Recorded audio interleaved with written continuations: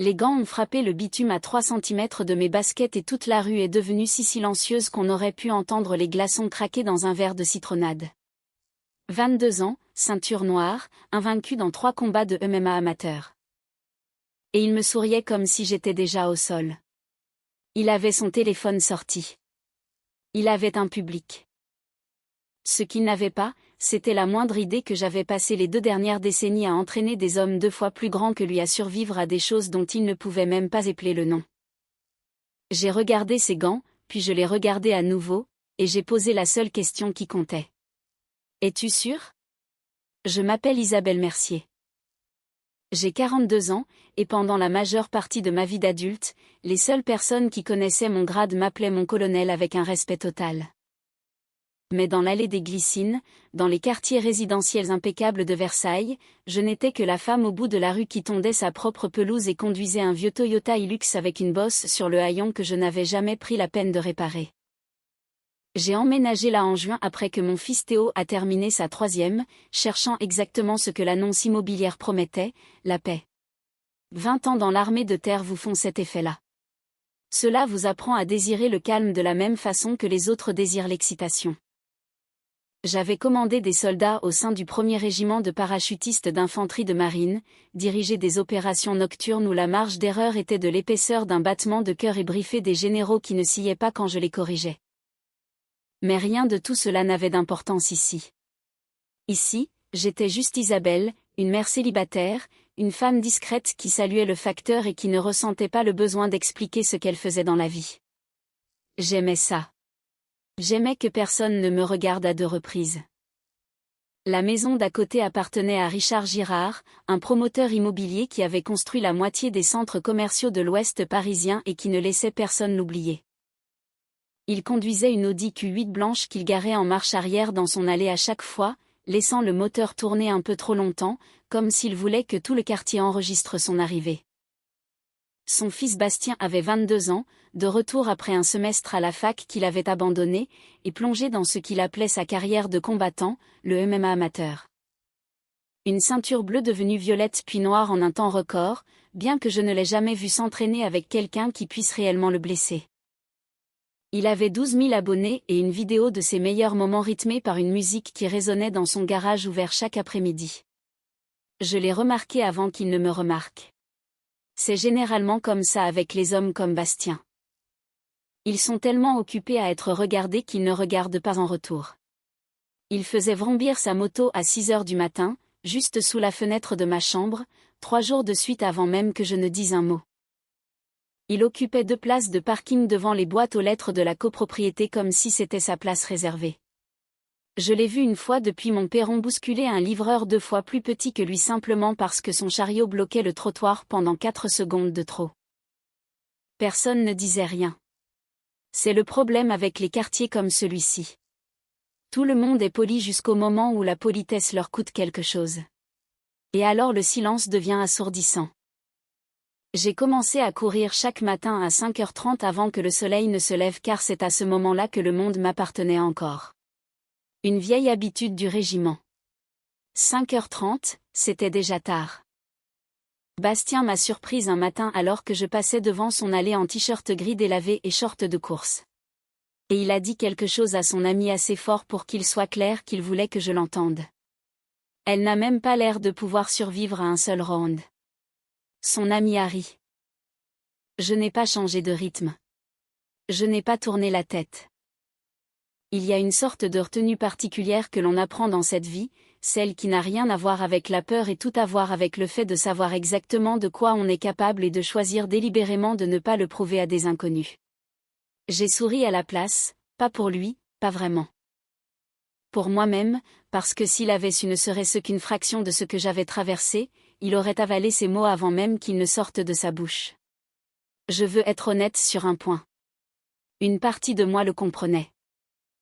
J'avais déjà vu des jeunes hommes comme Bastien, beaucoup d'entre eux avant que l'armée ne s'occupe d'eux et ne remodèle leur vision de la force. Des garçons élevés dans l'argent et les miroirs qui confondent l'agression avec la confiance parce que personne ne leur a jamais appris la différence.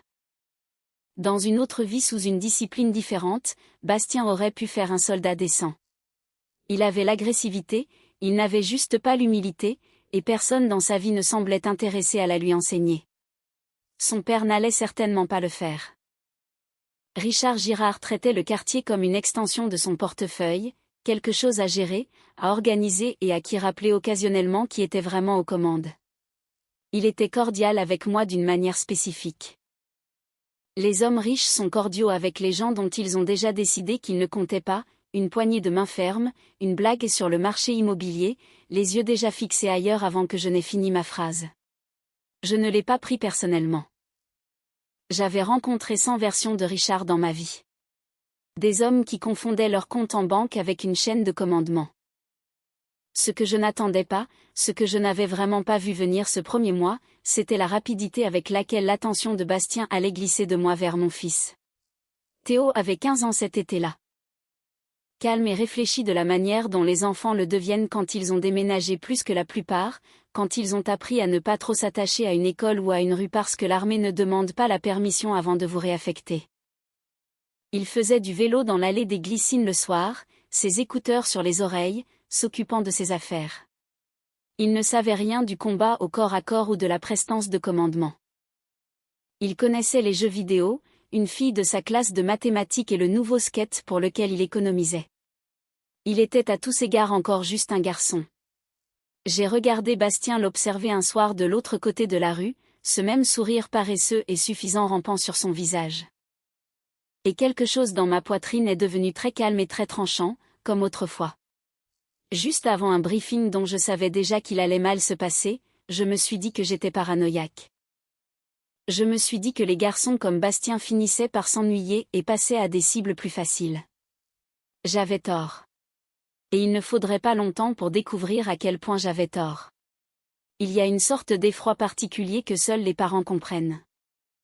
Celui qui ne s'annonce pas bruyamment, mais s'installe lentement comme le temps qui change à l'horizon. On le ressent avant de pouvoir le nommer. Dès la 2e semaine de juillet, je le ressentais chaque fois que j'entendais la moto de Bastien tourner au ralenti un peu trop longtemps près de notre bout de rue. Cela a commencé doucement.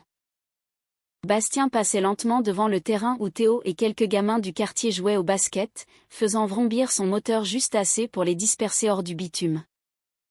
Il garait son pick-up en travers du terrain improvisé qu'ils avaient investi au bout du pâté de maison, les forçant à se déplacer. Et il restait assis là, sur le siège conducteur, faisant défiler son téléphone, faisant semblant de ne pas remarquer le jeu qu'il venait d'interrompre. Une fois, 2 fois, je pouvais mettre cela sur le compte de l'insouciance.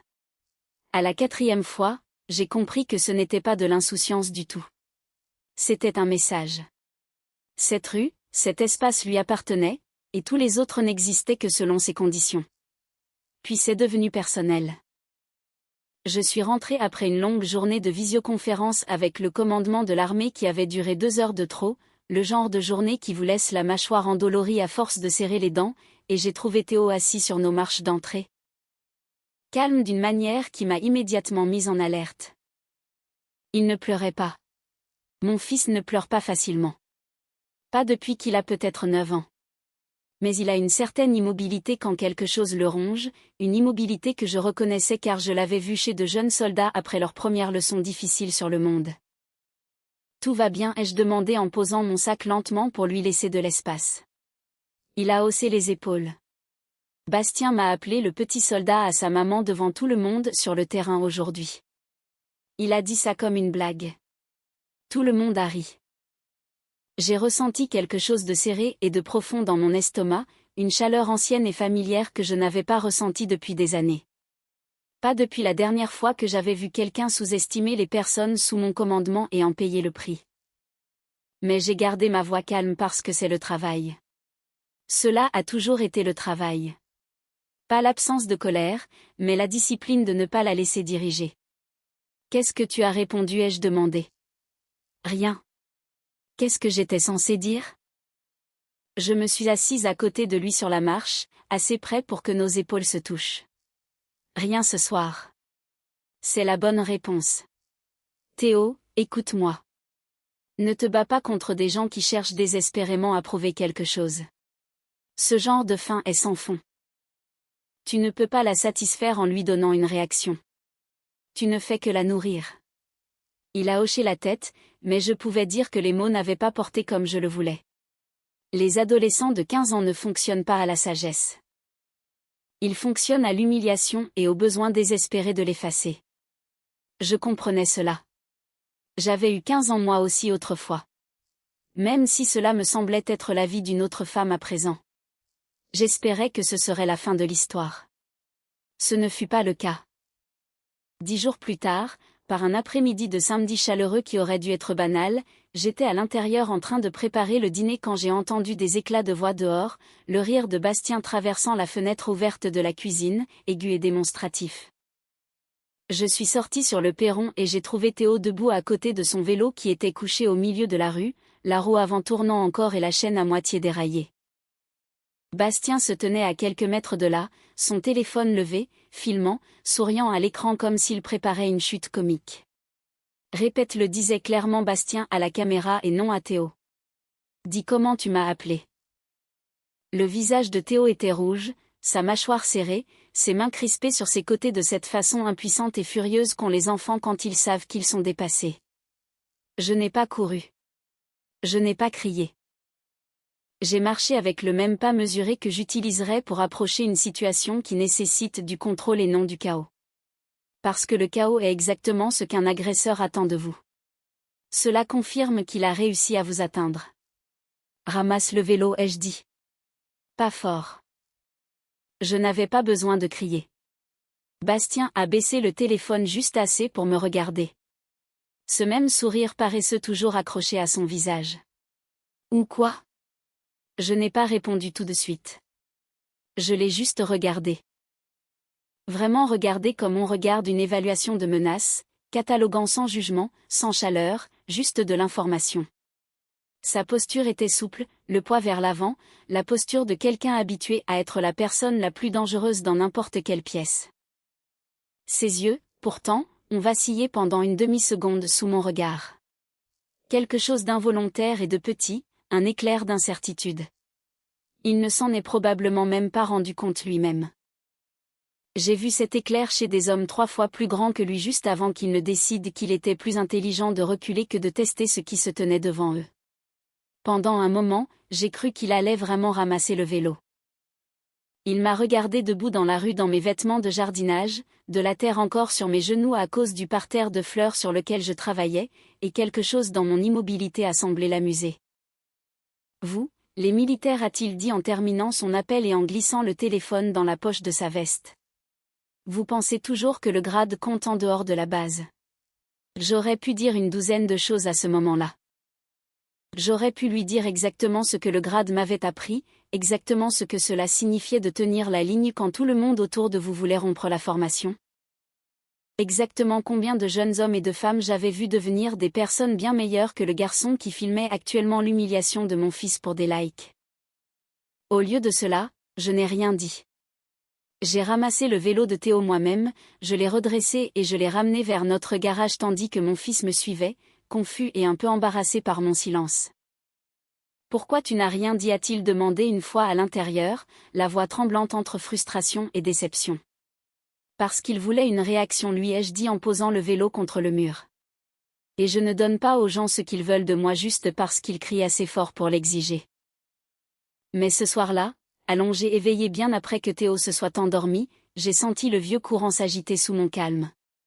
Le même courant que je ressentais la veille d'une opération quand le calme à la surface signifiait que quelque chose d'entièrement différent bougeait en dessous.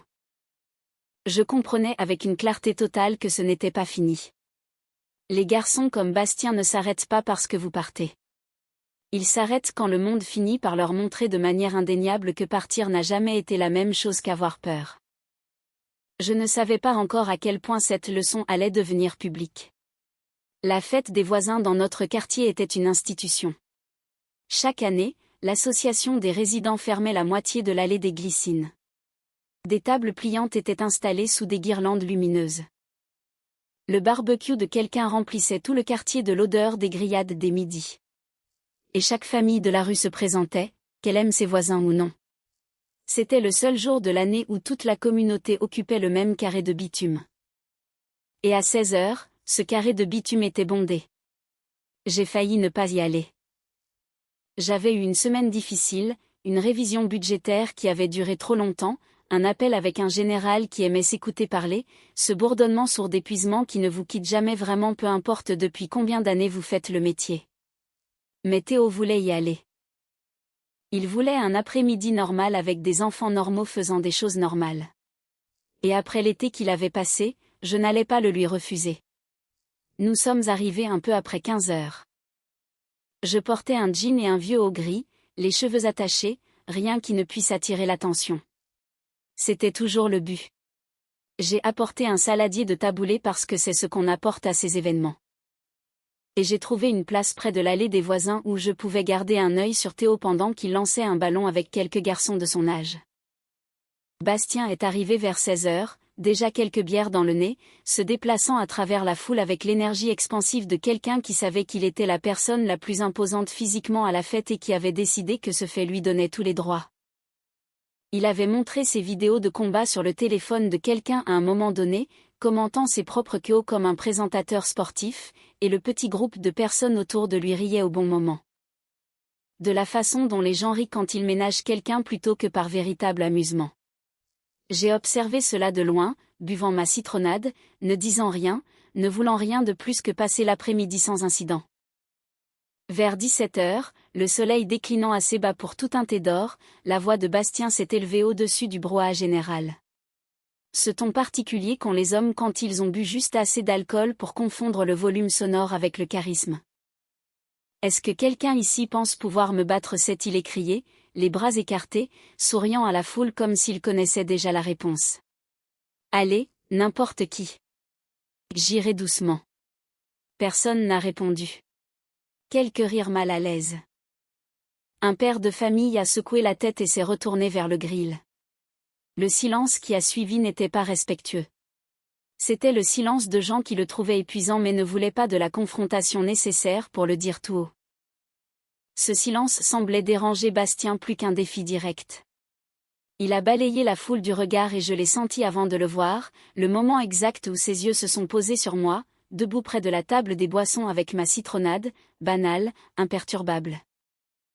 Et vous, mon colonel, a-t-il dit, et l'attention de la foule s'est déplacée vers moi comme une marée changeant de direction. Il avait pris l'habitude de m'appeler ainsi comme une blague depuis des mois, un petit surnom moqueur parce que Théo avait laissé échapper une fois que j'avais servi et Bastien avait décidé que c'était drôle, une femme avec un grade que personne dans le quartier ne prenait au sérieux. Vous êtes toujours si silencieuse, si calme. Je parie que vous pensez pouvoir me battre.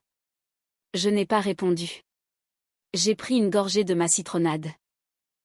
Il a traversé le bitume vers moi, ouvrant le petit sac de sport qu'il avait apparemment apporté pour ce moment précis et en a sorti une paire de gants de MMA, rouges et usés par l'usage, et les a jetés à mes pieds. Ils ont frappé le béton avec un bruit sourd qui a d'une certaine manière fait taire tout le quartier. Les guirlandes lumineuses se balançaient au-dessus de nous. Le téléphone de quelqu'un s'est levé, filmant déjà. J'ai senti chaque regard de la rue se tourner vers nous d'un seul coup. Allez, mon colonel, a dit Bastien assez fort pour que tout le monde entende avec ce même sourire de représentation plaqué sur son visage. Montrez ce que vous valez. Je n'ai pas dit un mot, ai-je dit calmement. Exactement, a-t-il répliqué, jouant pour le public maintenant, se nourrissant de l'attention. Vous ne le faites jamais. Vous vous promenez juste ici en agissant comme si vous étiez meilleur que tout le monde, comme si vous saviez quelque chose que nous ignorons. Alors, montrez-nous. Ou est-ce que l'acte du dur à cuire n'est que pour les civils qui n'y connaissent rien? J'ai senti les yeux de Théo sur moi depuis l'autre côté du jardin, figé en plein lancer, le ballon oublié dans ses mains.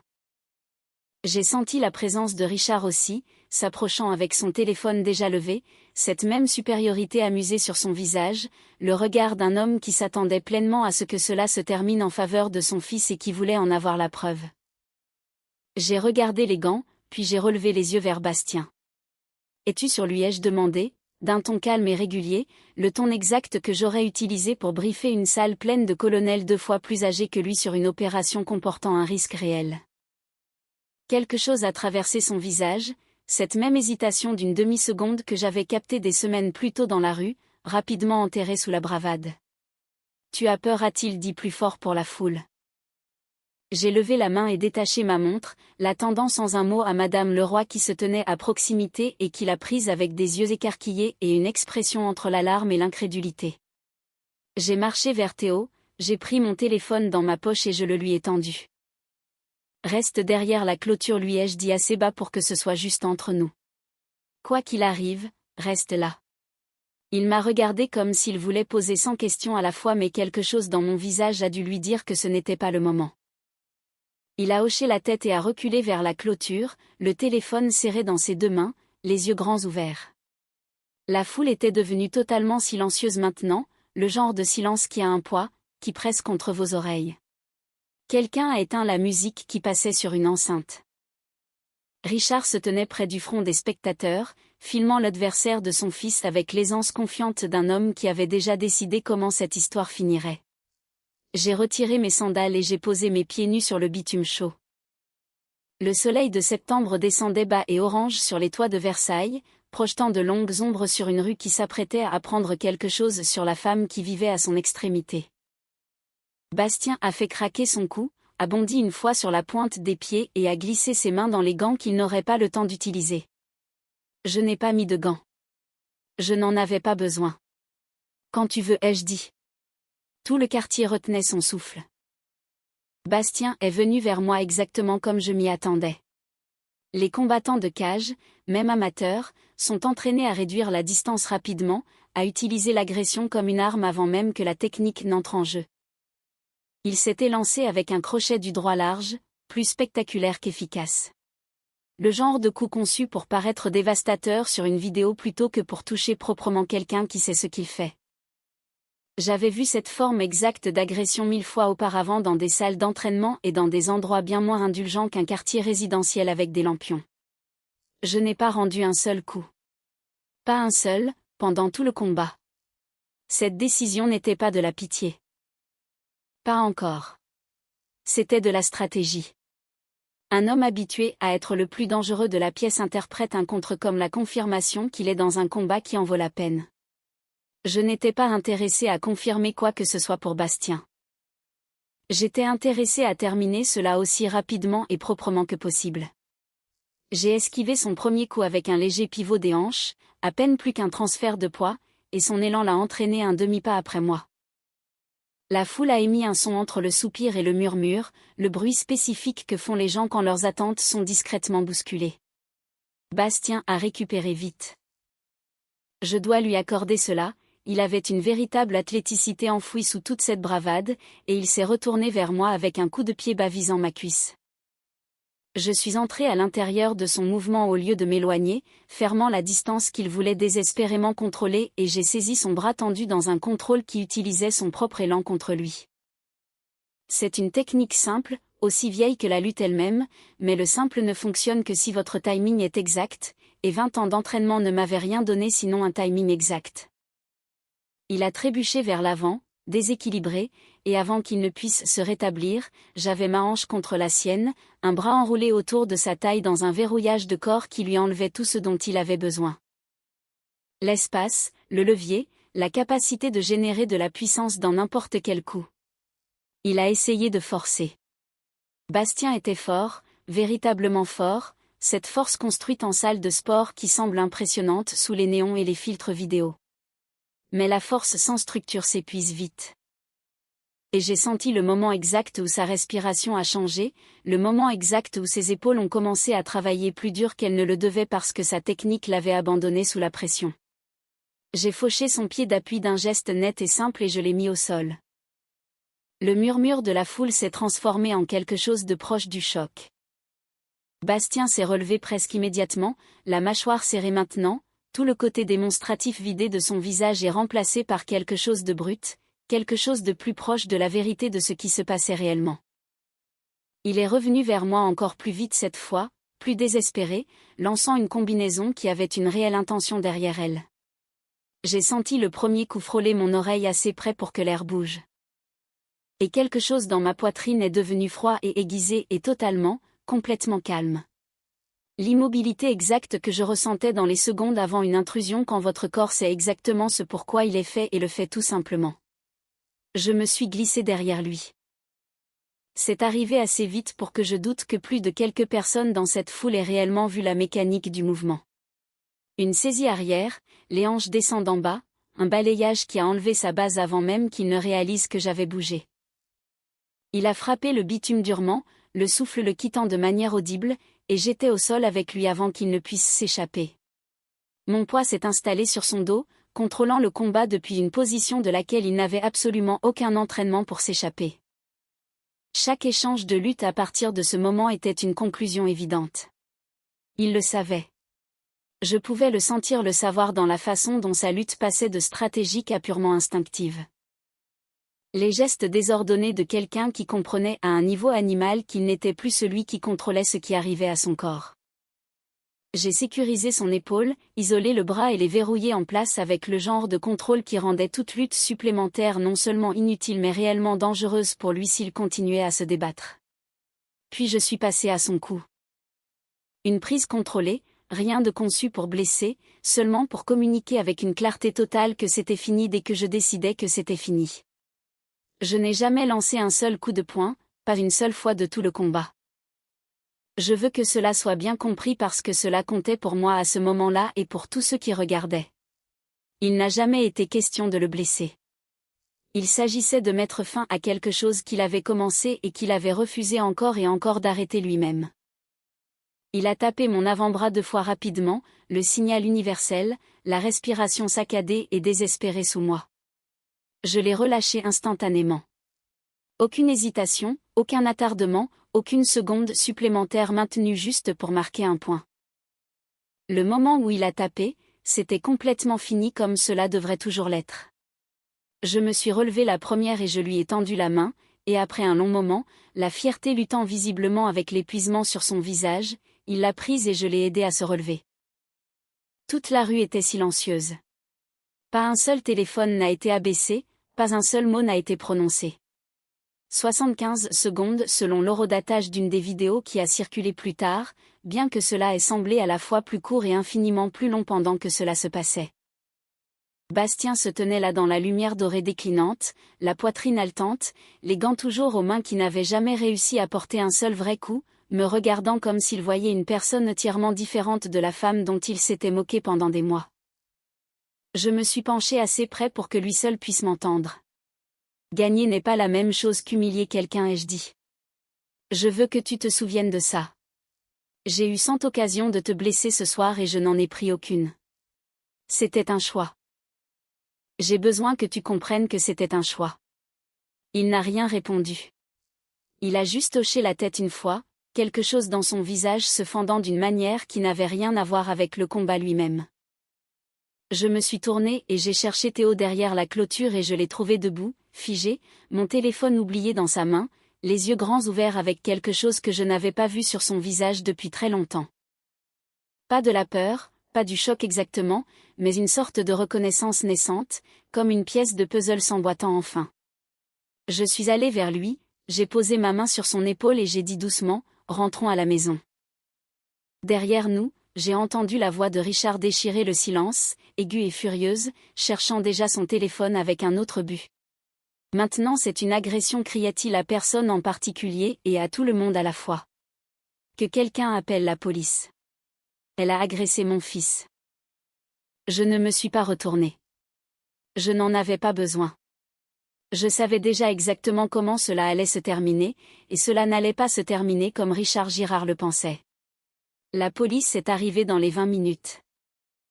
2 voitures de patrouille arrivant discrètement à l'entrée du quartier alors qu'une partie des voisins se tenait encore figée dans le crépuscule naissant, les assiettes de grillades à moitié mangées oubliées sur les tables pliantes. Richard avait appelé lui-même, essoufflé et indigné, utilisant des mots comme agression et attaque non provoquées avant même que les agents ne soient descendus de leur véhicule.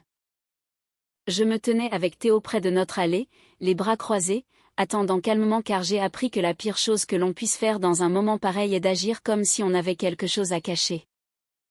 Le plus jeune des 2 policiers s'est approché de moi en premier, son carnet déjà sorti, et a demandé ce qui s'était passé. Je lui ai raconté sobrement. Bastien m'avait défié publiquement, avait jeté des gants à mes pieds devant des dizaines de témoins, et j'avais accepté un combat qu'il avait initié selon ses propres termes, utilisant des techniques conçues pour contrôler et mettre fin à l'affrontement sans causer de blessure. Je lui ai dit que je ne l'avais jamais frappé, pas un seul coup de poing. Il a eu l'air sceptique. Naturellement, ce n'est pas ainsi que ces histoires se passent d'ordinaire. Mais alors les gens ont commencé à s'avancer, sans y être invités, leur téléphone déjà en main. Madame Leroy, tenant toujours ma montre, a montré sa vidéo sans qu'on lui demande. Le voisin de 3 maisons plus loin avait un angle plus clair, capturant tout l'échange depuis le moment où les gants ont touché le sol. Un adolescent qui avait filmé pour ses propres réseaux sociaux avait 11 secondes de Bastien criant « Montrez ce que vous valez » avec un son cristallin et indéniable. Au moment où 4 vidéos différentes eurent été examinées sur place, la situation était incontestable. Je n'avais attaqué personne. J'avais été provoqué dans un combat que j'avais essayé à plusieurs reprises d'éviter et j'y avais mis fin sans jamais lever le poing. Aucune charge n'a été retenue ce soir-là. Le policier le plus âgé, un homme robuste aux yeux fatigués et bienveillant, m'a même prise à part au moment de partir et a dit assez bas pour que moi seul puisse l'entendre, « Pour ce que ça vaut madame ». C'était à peu près la façon la plus propre que j'ai jamais vue de gérer une situation pareille. Je l'ai remercié et je n'ai rien dit d'autre. Il n'y avait rien d'autre à dire. Richard, pour sa part, n'a pas laissé tomber. Pas ce soir-là, pas cette semaine-là, pas ce mois-là. J'ai compris dans les semaines qui suivirent que les hommes comme Richard Girard ne vivent pas l'humiliation publique comme la plupart des gens. Cela n'est pas enregistré comme un embarras à absorber et à dépasser. C'est enregistré comme une dette qui doit être recouvrée, une blessure qui exige réparation. Et il a apparemment décidé très vite que si le système juridique ne lui rendait pas justice, il la fabriquerait d'une autre manière. Il a engagé un détective privé. Je l'ai appris indirectement par une voisine qui travaillait dans le même cabinet d'avocats que le détective utilisait pour consulter des dossiers, une femme nommée Diane qui a ressenti assez d'inconfort face à la situation pour m'avertir discrètement par-dessus la clôture un après-midi. Richard voulait tout, mon historique d'emploi, mes dossiers financiers, tout ce qui pourrait lui donner un levier pour me rendre la vie difficile par des moyens qui n'avaient rien à voir avec ce qui s'était réellement passé à cette fête. Ce que l'enquête a révélé à la place, c'était la vérité sur qui j'étais réellement. 22 ans de service, plusieurs déploiements, une expérience de commandement dans les forces spéciales que la plupart des civils, même ceux ayant des relations comme Richard, n'avaient aucun cadre de référence pour comprendre. Des décorations dont il n'avait jamais entendu parler et dont il ne pouvait pas comprendre la signification. Un poste actuel au commandement de l'armée qui me plaçait dans des réunions avec des gens dont les noms apparaissaient occasionnellement dans les lettres d'information de l'industrie de la défense auxquelles Richard était abonné. Bien qu'il n'ait apparemment jamais fait le lien entre ces noms et sa voisine tranquille avec son pick-up cabossé. J'ai appris plus tard par Diane que cette révélation ne l'avait pas découragé. Au contraire, cela semblait l'avoir enhardi, nourrissant la conviction qu'une femme avec ce genre de carrière avait des comptes à rendre à des gens puissants, des gens qui pourraient être persuadés qu'elle avait embarrassé l'armée en se battant avec un civil lors d'un barbecue de quartier. Il a commencé à rédiger des lettres, formelles, sur le papier à en-tête de son entreprise, adressées au ministère des Armées, alléguant une conduite indigne et exigeant une enquête officielle sur mes actes. J'ai appris l'existence des lettres avant même qu'elles ne soient envoyées parce que Richard, dans sa confiance, en avait parlé à un autre voisin devant les boîtes aux lettres. Espérant clairement que le mot se propagerait et m'atteindrait, espérant que la simple menace suffirait à me rendre anxieuse, désolée, plus petite. Il voulait me voir transpirer. Il voulait, je pense, une confirmation visible qu'il détenait encore un pouvoir sur la situation, un pouvoir qu'il sentait lui échapper depuis que son fils avait abandonné sur sa propre pelouse devant tout le quartier. Je n'ai pas transpiré. Je veux être honnête là-dessus. Pas par arrogance, mais parce que je comprenais quelque chose que Richard ne comprenait fondamentalement pas. Je n'avais rien fait de mal. Je m'étais défendue. J'avais défendu ma dignité et je l'avais fait avec plus de retenue que la plupart des gens n'en auraient eu dans les mêmes circonstances. Il n'y avait aucune version d'une enquête honnête qui se terminait mal pour moi. La seule vraie question était de savoir ce qu'une enquête sur les motivations de Richard pourrait révéler à la place, une question que je n'avais même pas encore songé à poser, mais à laquelle l'univers ou quelque chose de très proche était déjà en train de répondre discrètement. Théo m'a demandé un soir assis à la table de la cuisine pendant le dîner si j'étais inquiète. Je me souviens exactement de ce que je lui ai dit car je pensais chaque mot. L'inquiétude est pour les situations que tu ne comprends pas, ai-je dit. Je comprends parfaitement celle-ci. Richard est un homme qui n'a jamais affronté de conséquences pour la façon dont il traite les gens qui n'ont pas son argent. Il croit sincèrement que cela durera toujours. J'ai déjà vu des hommes comme lui, Théo, cela ne dure jamais toujours. Il n'avait pas l'air tout à fait convaincu. Il avait 15 ans et à 15 ans on ne croit pas encore que la patience est une arme en soi. Mais il m'a fait assez confiance pour laisser tomber, pour finir son dîner, pour redevenir un enfant inquiet pour ses contrôles de mathématiques plutôt que pour des plaintes fédérales. Je faisais confiance à autre chose entièrement. Quelque chose que j'avais appris il y a longtemps dans des circonstances bien plus dures que celle-ci. Quand vous construisez toute votre vie sur des raccourcis, en vous appuyant sur l'argent et l'influence au lieu de l'intégrité, cette fondation finit par se fissurer sous son propre poids. Vous n'avez pas besoin de pousser. Vous avez juste besoin d'attendre et de laisser la structure faire ce que les structures instables finissent toujours par faire. Je ne savais pas encore à quel point ou avec quelle rapidité cette structure allait s'effondrer, mais j'en avais le pressentiment. Et dans mon expérience, ces pressentiments sont rarement faux. La lettre a atterri sur le bureau du général de corps d'armée Michel Donovan un mardi matin fin septembre, glissée dans une pile de correspondances de routine que son aide de camp avait déjà signalée pour examen. Je ne connais les détails de ce qui s'est passé ensuite que parce que Michel me les a racontés lui-même des semaines plus tard lors d'un appel téléphonique qui a commencé sérieusement et s'est terminé par nos 2 rires les plus francs depuis des mois. Michel et moi nous connaissions depuis longtemps. Nous avions servi ensemble au début de ma carrière avant qu'il ne monte dans les hautes sphères du commandement. Il n'était pas seulement un collègue. Il était l'une des rares personnes qui m'avait vu passer du statut de jeune lieutenant novice à quelqu'un capable de faire taire une salle de colonel d'une seule phrase.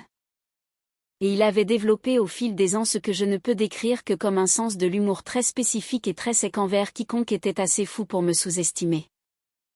Il m'a dit plus tard qu'il avait lu le premier paragraphe de la lettre de Richard, un compte-rendu outré d'une conduite indigne d'un officier impliquant une agression physique non provoquée lors d'un rassemblement social privé. Et qu'il avait dû la poser un instant parce qu'il riait trop fort pour continuer à lire. Isabelle Mercier se serait-il dit à voix haute dans son bureau vide, elle a été défiée en duel et cet homme est furieux qu'elle ait gagné. Mais l'amusement n'est pas la même chose que le dédain. Et Michel, quoi qu'il soit par ailleurs, a toujours été méticuleux. Une enquête a été ouverte exactement comme Richard l'avait espéré. Des dépositions ont été demandées. Les preuves vidéo dont il y avait abondance étant donné le nombre de téléphones qui enregistraient ce soir-là ont été examinés intégralement. En quelques jours, il était clair, au-delà de tout doute raisonnable, que je n'avais rien fait d'autre que répondre avec une retenue considérable à un défi qui m'avait été jeté aux pieds devant des dizaines de témoins. L'enquête sur ma conduite s'est refermée presque aussi vite qu'elle s'était ouverte avec une note formelle au dossier me félicitant pour le sang-froid dont j'avais fait preuve sous une provocation publique. Mais les enquêtes, une fois ouvertes, ont une façon de générer leur propre élan. Et quelque part dans le processus de vérification des faits de l'incident, quelqu'un dans l'état-major de Michel a vérifié les antécédents professionnels de Richard Girard par simple mesure de diligence raisonnable. Une procédure standard lorsqu'une plainte formelle implique un citoyen privé portant des accusations graves contre un officier d'active. Ce qu'ils ont trouvé n'avait rien à voir avec moi et tout à voir avec la fondation même sur laquelle Richard Girard avait bâti sa vie confortable. L'entreprise de promotion immobilière de Richard répondait depuis des années à des appels d'offres municipaux, y compris plusieurs liés à des projets d'infrastructures publiques recevant un financement partiel de l'État. Ce lien, aussi mince qu'il puisse paraître, était suffisant pour attirer l'attention de personnes dont le métier est de remarquer quand l'argent public croise des irrégularités. Et une fois qu'ils ont commencé à chercher, ils ont trouvé beaucoup de choses. Des documentations d'appels d'offres falsifiés sur au moins 3 contrats. Un réseau de filiales écran qui n'existait que pour permettre à l'entreprise de Richard de contourner les exigences locales sur les contrats tout en semblant s'y conformer sur le papier. Des paiements à un responsable de l'urbanisme qui une fois tracés à travers plusieurs comptes intermédiaires ressemblaient beaucoup moins à des frais de consultation qu'à ce qu'ils étaient réellement. Je veux être clair sur un point parce qu'il m'importe que cette histoire soit racontée honnêtement. Je n'ai pas orchestré cela. Je n'ai passé aucun appel, écrit aucune lettre, tiré aucune ficelle. Je n'ai jamais de toute ma carrière utilisé ma position pour régler un grief personnel.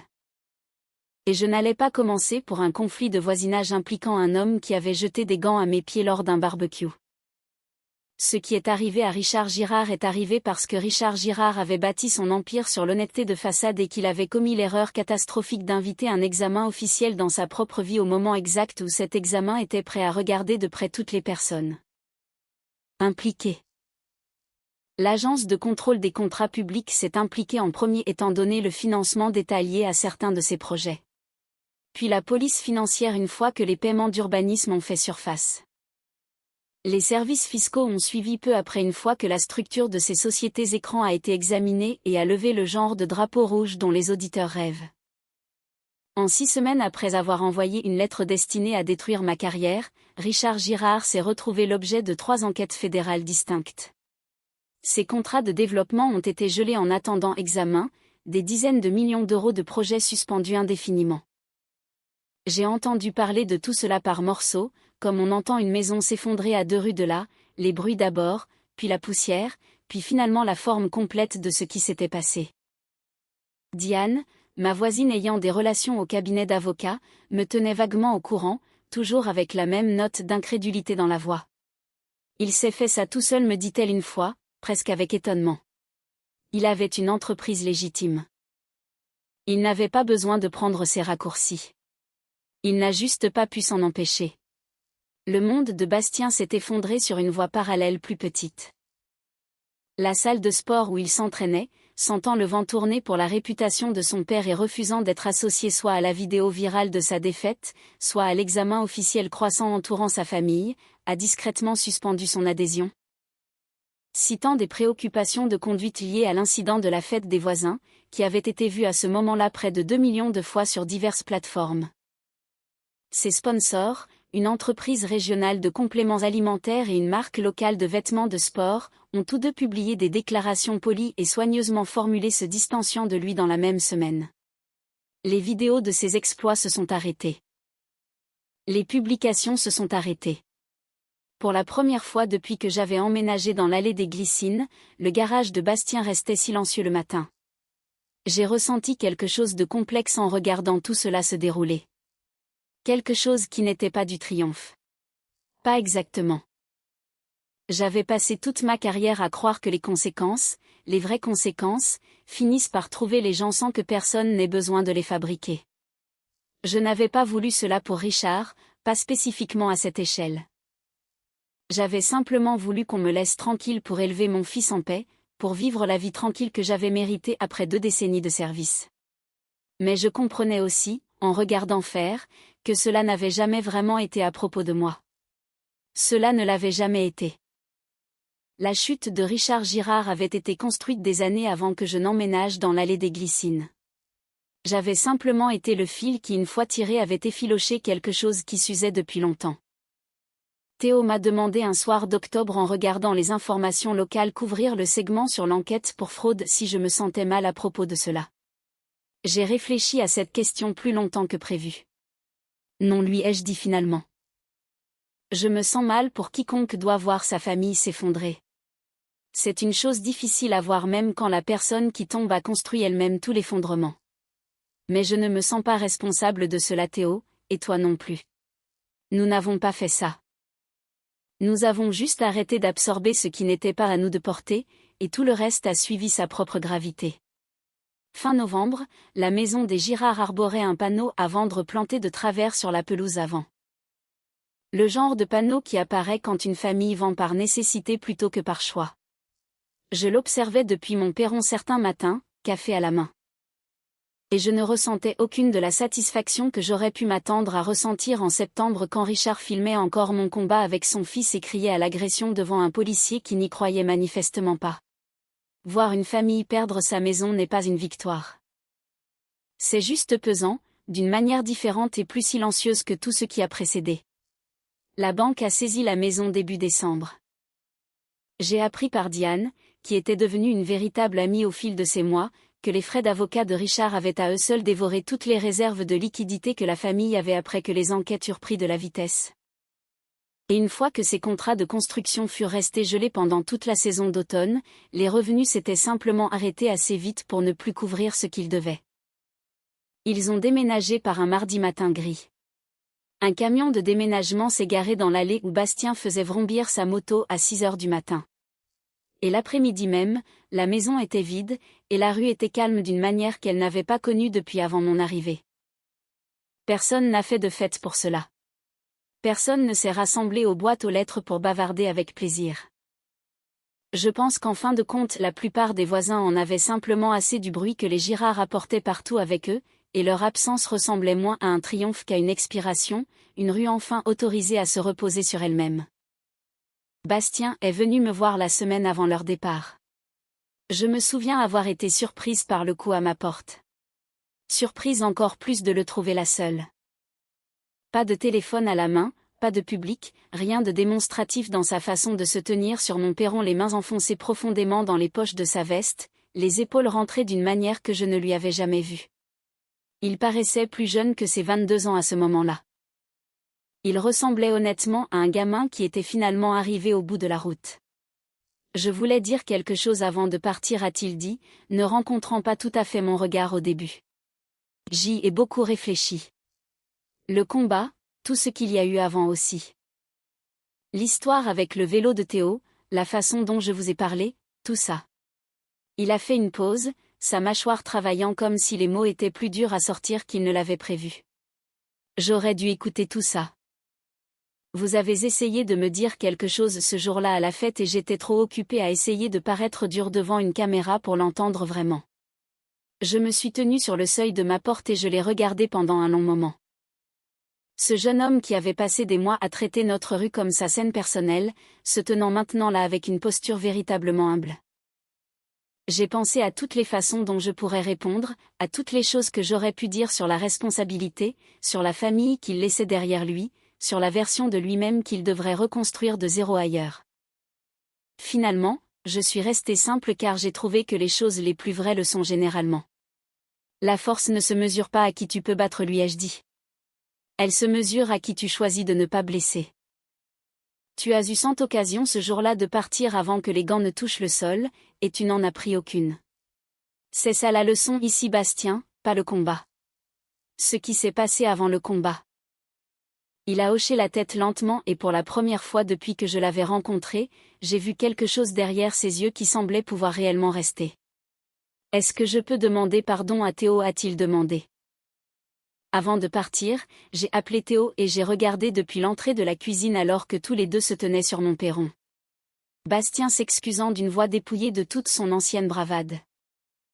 Théo écoutant avec cette grâce particulière que les adolescents de 15 ans ont parfois le don de vous montrer, la grâce de quelqu'un qui n'a jamais eu besoin de vengeance pour se sentir entier mais seulement de reconnaissance. Ils se sont serrés la main. Ce n'était pas dramatique. Ce n'était pas cinématographique. C'était juste deux garçons, chacun à sa manière, fermant une porte qui était restée ouverte et battante trop longtemps. Les Girard ont déménagé 3 régions plus loin, quelque part où Richard avait apparemment de la famille élargie qui pouvait lui offrir un nouveau départ une fois la poussière juridique retombée. J'ai entendu dire qu'il avait finalement plaidé coupable pour une série de charges réduites, payé des restitutions substantielles et perdu sa licence de promoteur de façon permanente. Je n'ai pas ressenti le besoin de suivre l'histoire plus loin que cela. Certains chapitres se ferment d'eux-mêmes et on n'a pas besoin de lire chaque page pour comprendre comment le livre se termine.